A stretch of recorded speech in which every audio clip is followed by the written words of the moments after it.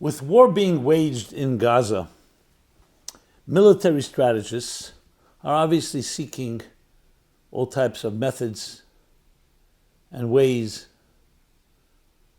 to deal with the war. And every war has its unique personality. This one poses particular challenges, as we know. And frankly, the war is not just in Gaza, it's also in the media. A war over our minds and our hearts, information, propaganda. A surprising place that most of us may not think of where you can find military strategies is in the holiday that we're about to enter, the holiday of Hanukkah, Festival of Lights, which also came as a result of a war. And we discover, when we look a little deeper into it, both surprising and counterintuitive methods and strategies. So please join me in this special Hanukkah program, Military Strategies. Lessons learned from Hanukkah.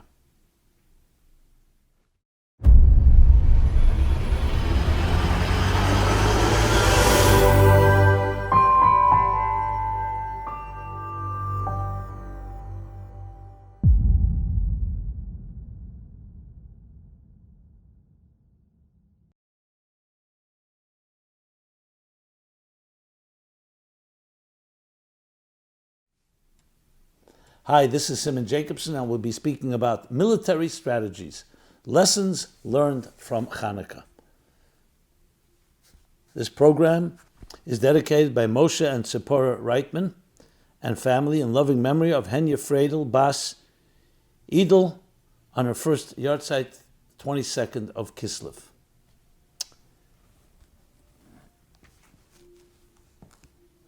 Nobody likes war. Nobody wants to fight a war. At least not healthy people. And yet, at the times that we're forced to do so, we need to do it wisely, strategically, and hence there are military strategies.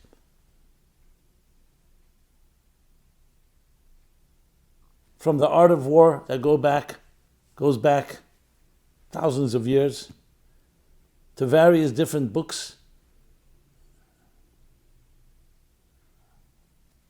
and theories developed over the years of hardened battlers that fought different wars. We discover all types of methods.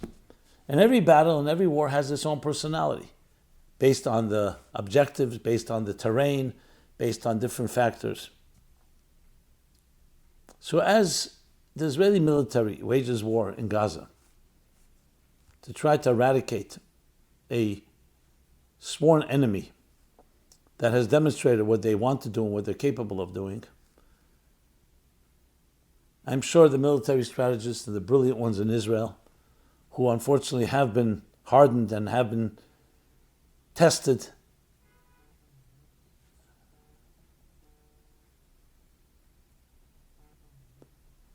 are working and developing all kinds of methods, especially today with technology, to minimize the risks to the military, minimize the casualties of civilians, and to achieve the objectives of this war.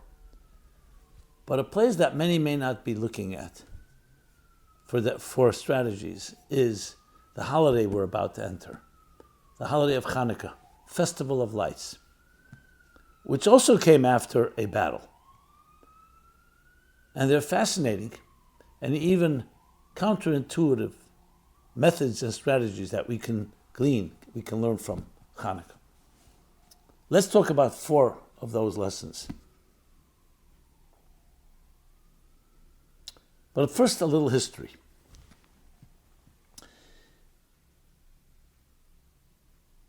Hanukkah took place at a time when the Jewish people lived in Israel. It was the time of the Second Temple, but they were not completely free. The Greco-Syrians were in control. And though they allowed the Jews to some extent to practice, but from time to time, whenever they felt they were threatened, or that the Jews were trying to do an uprising, they tried to suppress them, and many times they desecrated and defiled the holy temple. And this was one such time, when the temple was desecrated by the Syrian king Antiochus and his cohorts, and a battle was fought. The Maccabees, a minority, meaning much smaller army than the Greeks or the Syrians, Greco-Syrians, but they won the battle. And as we say in the prayer, that the mighty were conquered by the few, the strong were conquered by the weak. And they won the battle. And that allowed them to rededicate the desecrated temple, rededicate the altar, rededicate the menorah, because all the oil, the pure olive oil that was necessary, was defiled. And the Hanukkah, of course, is the festival of light, as we're told. What happened? That though they could not find healthy, or we can say pure olive oil, first miracle was they found a crucible that was sealed, the seal of the high priest. Second miracle was this crucible was only enough to burn one night, and burn for 8, until they were able to produce new oil. And hence we celebrate Hanukkah. So the big question is asked, that seems almost incidental, the lighting of the flames, of the candles. Why is that the primary mitzvah, the primary and central way we celebrate Hanukkah? And the war we mentioned perhaps in the prayer and other places, but it was really the battle. If you did not win that battle, they would never have been able to rededicate and light the menorah in the first place. The answer is given is because it was a spiritual war. It wasn't a physical war. Well, it was a physical war in the sense, yes, there were armies fighting, but the reason, the cause behind it was not physical. The Syrians, the Greco-Syrians, were not interested in physically destroying the Jewish people. They weren't fighting over land. They were fighting over ideology. The Greeks at the time were advocating morals, ethics, philosophy, but why you bring holiness into it? Why are you sanctifying it? Why are you bringing God into the picture?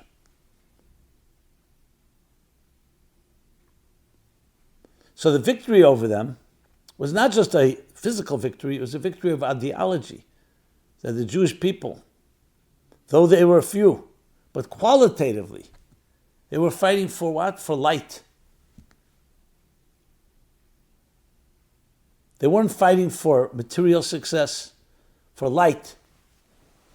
To understand that to be able to live a moral, ethical life, you need to have a foundation that is beyond human and human logic and human reason. A transcendent purpose in life. So that's why we celebrate, because that's what light represents. We celebrate. The battle was over light. The light of what? The light of a mitzvah, the light of Torah. Where the Greeks argued, Torah is fine as a philosophy, as an ideology, but not, why are you talking about God's Torah? You rise for it, you kiss it, you dance with it, you worship it. Worship it as in worshiping God, because God is within that Torah. It's human. And same thing with mitzvot, ethical good deeds, great. But why are you calling them mitzvah secha, God's mitzvahs? That is built on a foundation that's greater than what is man-made. So how do you celebrate a victory like that? You celebrate it by the very essence of what you were fighting for. You were fighting to bring light into this world, a higher light, a higher experience of transcendent and higher consciousness. So there we have lesson number 1 from Chanukah. A real war is not about a specific item. That may be part of the strategies. The real strategy is to recognize, what are you fighting for? Take Vietnam. The mighty military of the United States was no match for the Viet Cong. And yet, the United States did not win the war. Because it wasn't a war simply about territory, it was a war about ideology. And the military, American military, the US military, lost sight. They had no idea what they're fighting for. What light are we fighting for? The Viet Cong, it was their land. The war was on their turf. It was their passion. They were completely committed. So in other words, a war is far more psychological than it is military. If you don't feel that sense of urgency, that you're here to bring light into the world, you cannot win a war, even if you're dealing with with military that are far, you outnumber them. Because they're fighting for a cause. What is the cause here? Not just don't kill our men, women, and children. The cause here is that the Jewish people, from the beginning of time, were chosen by God and promised a land, not just where to live, to have shelter over your head. That's the technical part, is to bring light into the world, to bring light into this land, and from this land export that light to the entire world. Different between a house and a home. A house, you have a roof over your head, it protects you from the elements, from rain, from hostile forces. So you have a house. A home is more than that. A home is a hearth, not just a place of refuge, a place where you can thrive, where you can kick off your shoes, where you can be with your family, where you learn how to love and be loved. A house of light. That was what the Jewish people always represented, and that's what Israel represented. So that's lesson and strategy number one. The strategy is, remember what the war is really about. Yes, you need to do things and deal with the enemy in all other ways, but it's critical that everyone fighting the war understands what light, you're bringing light into the world. And that creates that sense of gravitas, the sense of urgency, the sense of purpose that is so critical in a successful battle. It also a sense of confidence that you will absolutely prevail. This is also true for all battles and wars. Many people get caught up in battles with friends, with relatives, siblings, strangers. At some point, what are you fighting? Is it just about your pride? What do you stand for?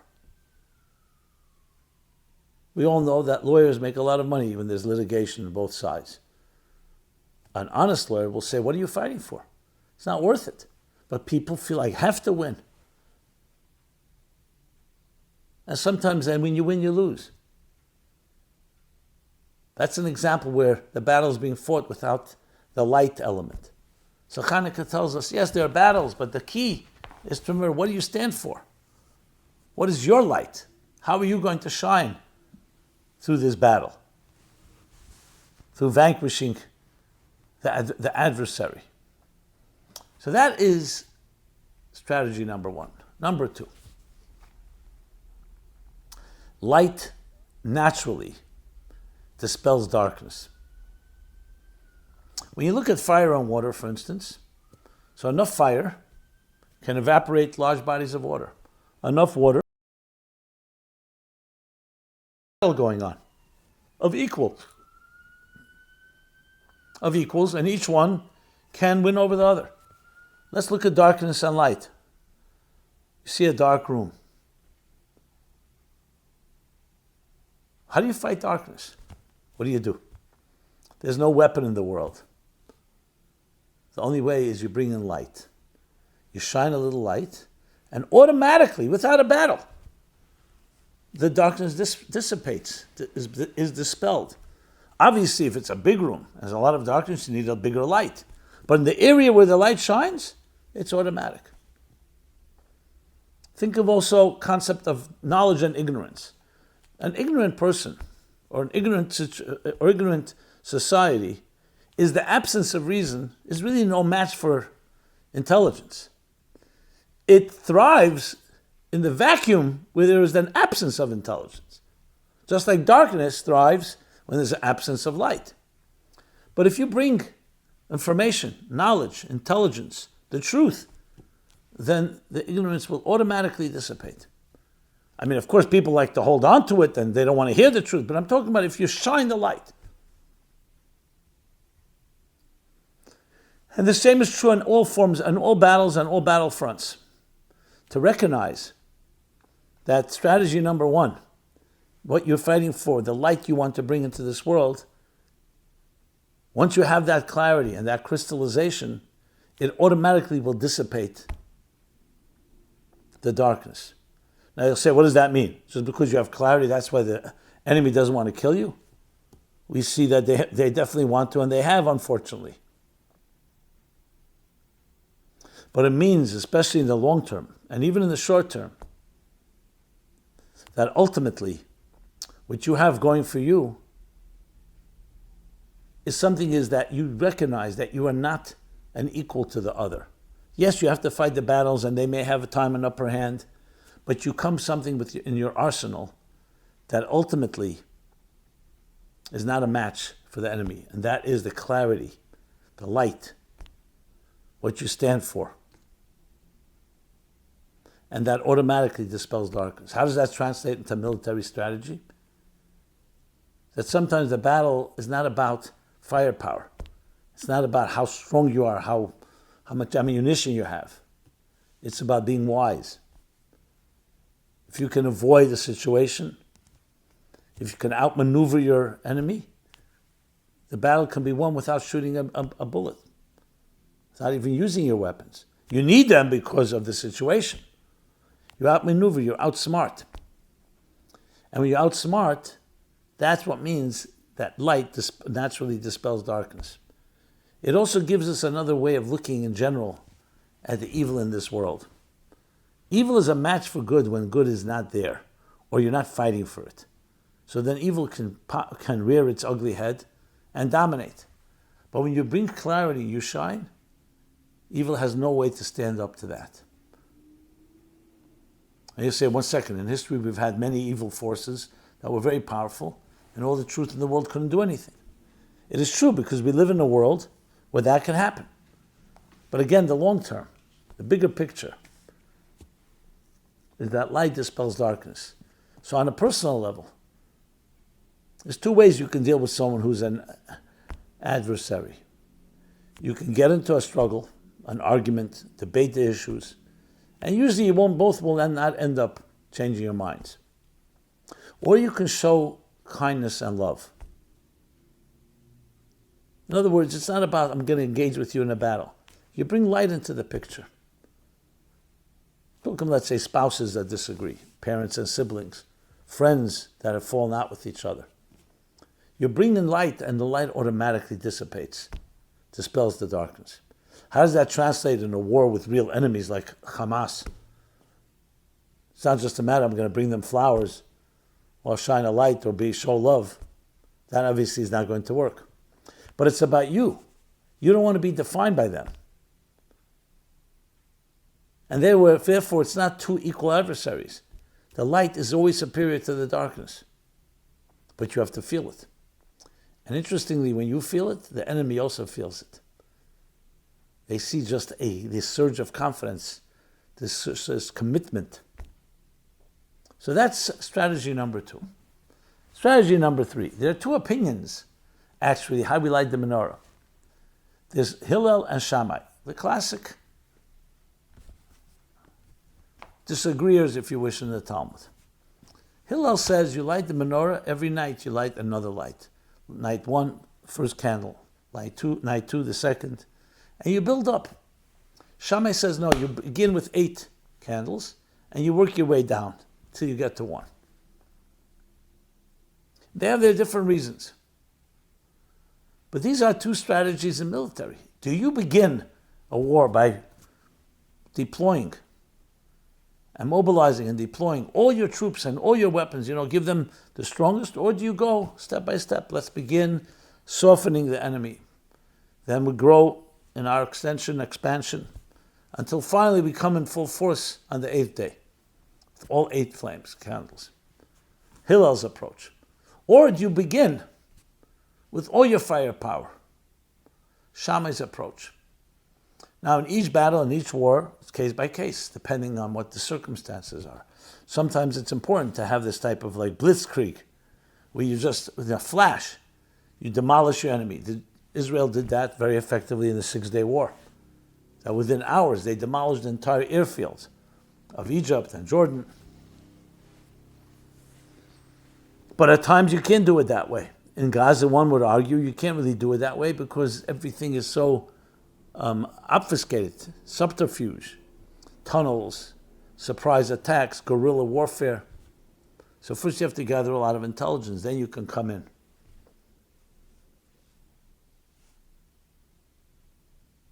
But we see from Chanukah that these two approaches are legitimate approaches. The halacha, meaning the final ruling, is like Hillel, step by step, which makes sense in most cases, that you don't begin with your full onslaught. Besides that you don't want to reveal to your enemy all your resources, it's also maybe not always wise to begin that way. If you can achieve something with lesser investment, so to speak, and lesser attack, it may work better. And you also save the best for last, so to speak. You save your strength, you save your resources. But there are times where you have to do it that way. So Chanukah again teaches us these two strategies. So there we have, so far, 3 things. The very essence of your battle, what is the light of it? Its vision, its mission. Number 2, the natural dissipation, the natural dispelling of darkness through light. And number 3, whether you come in full onslaught and you work your way down, or the other way around. You go step by step and you work your way up until you bring all your weapons and your entire military into the picture. And we know both are legitimate in different circumstances. The 4th lesson that we learn from Chanukah. The battle is not fought inside your home. It's fought at the door facing outward. That's where we light the candles. Interesting. There are things that you do, mitzvot and good deeds, you do at home. Shabbat, a Seder table. Many things we do in our homes or in our synagogues. But Chanukah has something unique. It says you light the candle, a Pesach Beis at the door of your home, facing outward.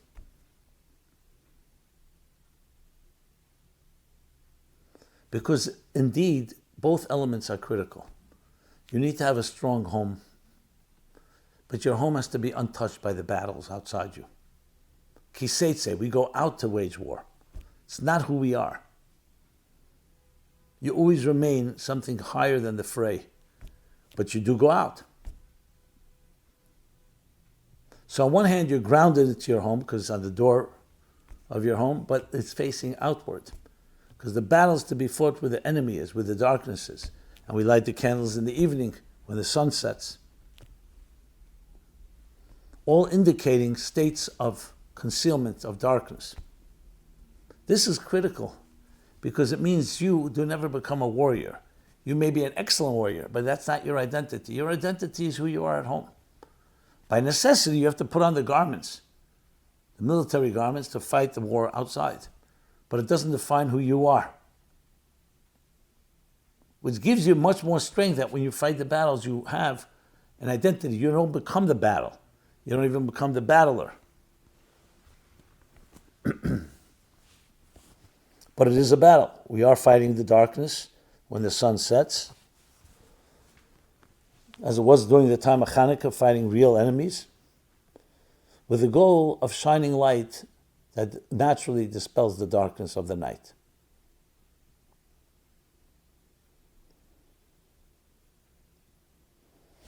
So there you have 4 lessons, and there are definitely many more that we can derive and draw from Chanukah that can affect and impact our lives and our personal battles, but also collectively on the battles being fought in Israel today. It is a battle between Kedusha, holiness and light, and darkness.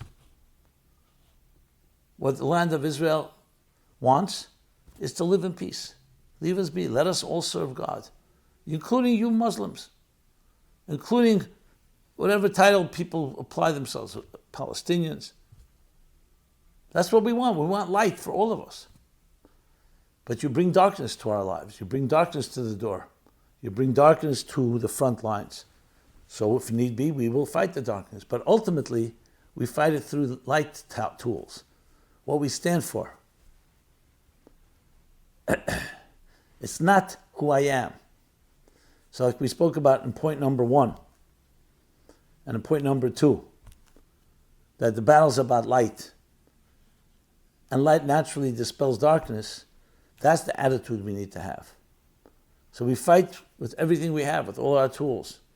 But the ultimate goal is to bring peace. The ultimate goal is to bring light that naturally dispels the darkness and that connects and binds what's in your home and what's outside. That there's a bridge. We all have to go out of our homes, simply for work, for other purposes. That's how the world was created. And there you will find adversity and you will find challenges. But you come well armed. So there's no challenge that you cannot overcome. And as Nachmanides writes, he says, Haner Salolo, these candles will never be extinguished. The temple menorah and candelabra and the candles were extinguished at some point. They were ner tamid, meaning a flame that had to burn all the time, but they were destroyed, first by the Babylonians and then by the Romans. But Haner Salolo, says the Rambam, these candles, they will never be destroyed.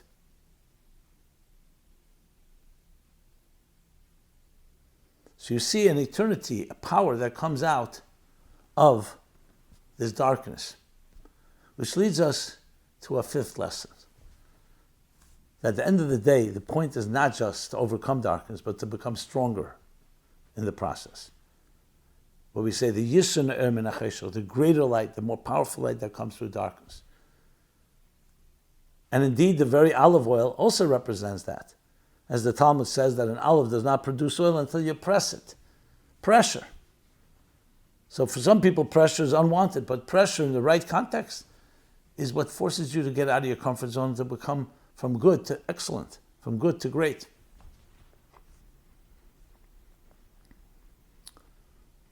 So you turn your liabilities into assets. And that concludes the lessons that we learned from Hanukkah. It doesn't conclude it because I'm sure you can apply these ideas and come up with more ideas. And I'd love to hear that. But these are 5 powerful lessons that can help us literally with the military strategy in Israel and the strategies that we have to employ everywhere in the world. What are you fighting for? What do you stand for? You stand for bringing light into this world. And we bring light through love, through kindness, through generosity. Yes, and we have the mitzvot, and we have all the good deeds we do, but they're all, as Hillel said, the whole Torah is coming to teach us, don't do unto others that you don't want done unto you. It's coming to teach us love. That's the essence of what we call the inner dimension, which indeed is also expressed in the olive oil. When you press the olive, deeper strengths come out. When you're challenged, new levels of resilience emerge. So there you have lessons, real relevant lessons in the time of our battles, of how we can overcome these battles, how to fight them properly, with confidence, with assuredness, with knowledge. And think back, it's thousands of years ago, and they faced their darkness. And battles were fought, but what remains? A festival of lights. To bring light into the world. A little light can dispel much darkness. It's a lesson we all need to hear, but especially in our times where people are groping and seeking and desperately seeking deeper meaning, purpose. Because it's not business as usual. Everyone knows that. Everyone feels it. Much more communion, coming together. Tremendous volunteerism going on. But let's translate that not just into your humanitarian effort, but into a spiritual revolution that ultimately transforms the world of these points, including the idea that even from the negative forces, we come away with the greatest blessings. God bless you. God bless Israel. God bless all the people there who are under attack. And may we finally merit, as the prophet says, a world where there will be no longer evil and destruction, because the world will be filled with divine knowledge as the waters cover the sea. May all our military, may all the innocent people in that region be well and intact, come out stronger than ever, eradicating all the negative forces, and may we indeed march from this Geula, from this mini redemption, into the full scale, the full-blown redemption where the entire world will recognize that it's not an end in itself. Every part of existence is a means to a higher spiritual divine end. That's really what Jews represent. And when you come to appreciate that, then you have a very different attitude to everything that's going on right now. It all began in that home, that very fascinating home of Abraham. As I've been discussing, and ultimately, it all teaches us that we will prevail. Goodness will prevail over evil, as light prevails over darkness. That is the story of Hanukkah, a universal message to all of us, a perpetual message that has to be shared again and again and again. So we have before us these strategies, which we could also employ in our personal lives. It's always good to have a mentor, to run things by. You can't just do things from a book, but we have the principles. So with that, I want to wish everyone a very happy Hanukkah. I want to wish everybody a very happy, illuminating life. May we do our part to illuminate every corner of the world with this extraordinary light, the indestructible light. And may we continue to shine and illuminate everyone we come in contact with until we bring so much power, so much light, so much energy, E equals MC squared, where the energies dominates and the material world is just an outer shell, surface that expresses those energies. God bless you. Thank you so much. This has been Simon Jacobson, meaningfullife.com, where you can comment, suggest anything you'd like to add. You can rebut, argue. And please also subscribe to our growing YouTube channel, Meaningful Life Center, as well as check out all our offerings on Instagram and other platforms, WhatsApp. And again, please share. I'd love to hear from you, because at the end of the day, we are all parts of one larger cosmic light that has manifested itself in all the different expressions that we are, one large tapestry. And when you live up to your purpose, then that means that others will learn from that. And slowly, if every person on earth understood their general purpose, we would have none of these problems. So, everybody be well, be blessed. And I look forward to continuing programs with your suggestions and support. Be well. Bye-bye. This program is brought to you by the Meaningful Life Center. Please help us continue our programs. Make even a small contribution at meaningfullife.com/donate.